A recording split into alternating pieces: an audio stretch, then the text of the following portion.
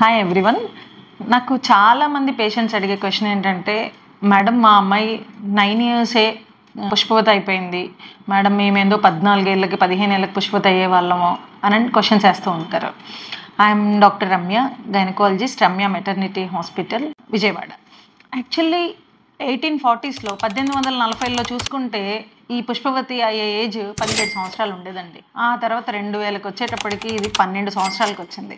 2020కి వచ్చేటప్పటికి ఆల్మోస్ట్ 15-20లో నుంచే 10 ఏళ్ళ లోపు వచ్చేసేసింది.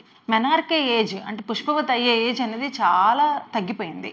కారణాలు ఏంటి? ఫస్ట్, నువ్వు డెలివరీ అయిన తర్వాత బేబీకి ఫార్ములా ఫీడ్స్ ఏమన్నా పెట్టారా? 3 to 5 ఇయర్స్ ఆ ఏజ్ గ్రూప్లో ఉన్నప్పుడు మనం ఎక్కువగా ఎనిమల్ ప్రోటీన్ తినడము, వెజ్ ప్రోటీన్ కంటే కూడా అలాంటిది ఏమన్నా చేశారా? ప్లస్ మేమేం పెట్టమండి, ఎప్పుడన్నా ఒక చాక్లెట్, లేసు అంటారు, అలాంటివన్నీ కూడా హై క్యాలరీ ఫుడ్స్.